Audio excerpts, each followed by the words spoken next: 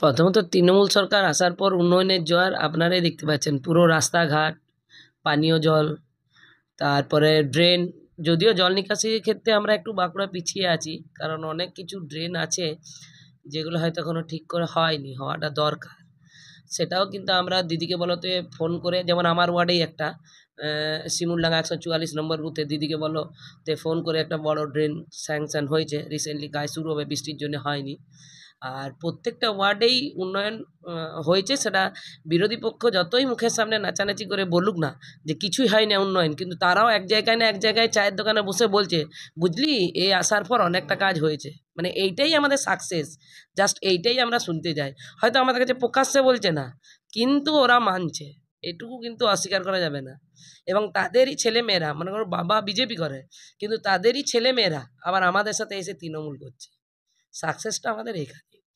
আর মমতা ব্যানার্জির প্রকল্পের এমন কেউ নেই যে সুবিধা পায়নি। শুধু তাই নয়, অনেকে বলছে ভাতার উপরে মেন ভর করে আছে, এই আছে সেই আছে। তো আমি বলবো, দাঁত থাকলে লোক দাঁতের মর্ম বুঝে না।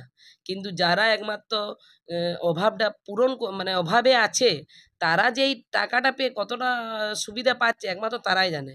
যেমন আমার ওয়ার্ডেই বলি, আমার ওয়ার্ডে এই লক্ষ্মী ভাণ্ডার পাওয়াতে অনেকে কী করেছে, ছোট ছোট ওই বেলমালার মেশিন কিনে নিয়েছে, ওই টাকাটা জমিয়ে দিয়ে বেলমালা তৈরি করছে, যেটা হাতে করতে গেলে হয়তো 50টা 100টা হতো, মেশিনে করে সেটা 250-300টা বানাচ্ছে। সেখানে তার রোজগারটা বেড়েছে। সেই টাকার থেকে সে তার ছেলের 2টো টিউশনি দিতে পেরেছে, যাতে পড়াশোনাটা ভালো হয়। এরপর আসি, মনে করুন এইটা তো গেলই, এবার কন্যাশ্রী।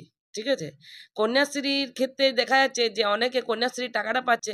এটা কিন্তু খুবই মানে ভালো জিনিস কন্যাশ্রীর। কারণ আমাদের বিশেষ করে আমার এলাকায় 18 বছরের নিচেই বিয়ে যেত। তাঁতি কমিউনিটির সবাইকার একটা নিয়ম আছে, যাই 16 বছর হলো তাই কিন্তু বিয়ে হয়ে যায়।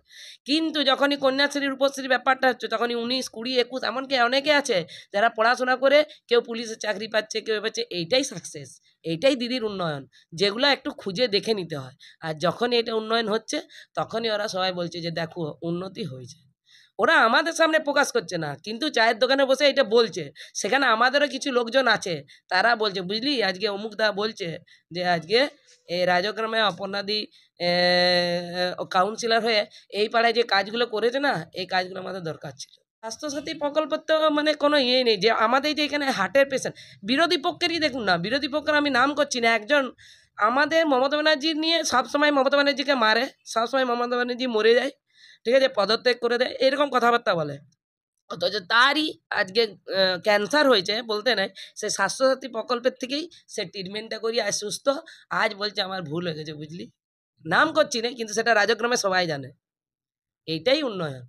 দেখুন, পরিযায়ী শ্রমিকরা ভিন দেশে আছে কি কোথায় আছে, বিজেপি শাসিত রাজ্যে। সেখানে তারা কেমন আছে, কিভাবে শোষণ পীড়ন হচ্ছে, সেইটার জন্যই তো দিদি এই প্রকল্পটা নিয়ে এসছেন সমশ্রী, যাতে তাদের নিজের এলাকায় এসে কাজ করবে, এই ভাতা পাবে, সেটা নিয়ে এসে তার নিজের মতো করে সংসারটা চালাবে। অন্যের উপরে নির্ভরশীল হওয়ার চেয়ে নিজের দেশে নির্ভরশীল হওয়াটা অনেকটা সম্মানের। সেইটুকুই দিদি হাইলাইট করতে চেয়েছে, যেটা আমাদের কাছে প্রেরণা দিয়েছে, আরও নতুন প্রেরণা। দিদির যেমন পাড়ায় সমাধান বা আমাদের পাড়া আমাদের সমাধানে যেমন একটা জনমুখী কর্মসূচি, সেরকম শ্রমশ্রী আমাদের আরও উন্নতি নিয়ে আসবে। এবং আমরা শুভেন্দু অধিকারী এই কথাটাও বলছে যে কেউ পোর্টালে এই যারা পরিযায়ী শ্রমিক আছে তারা কেউ পোর্টালে এটা নেবে না বা তারা আসবে না।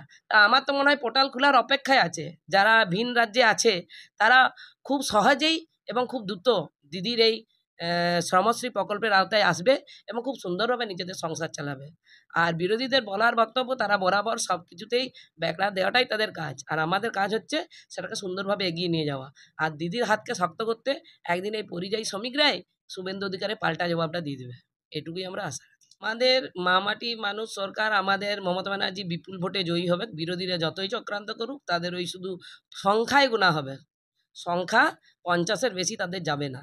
আমরা সেখানে 250-200 পার, এবং ওদিকে আমরা সব দেখিয়ে দেব যে আমরাও পারি, এবং মমতা দিদি আবার পুনরায় জিতে আসবে, এইটুকুই আশা রাখি। এবং সমস্ত মহিলাদের পক্ষ থেকে আমি জানাচ্ছি, আমাদের ভোট তো দিদির কাছে আছেই, আর সবাই যাতে ভোটটা দিয়ে আরও দিদির হাতটা আরও বেশি শক্ত করে, সেটুকুই বলব।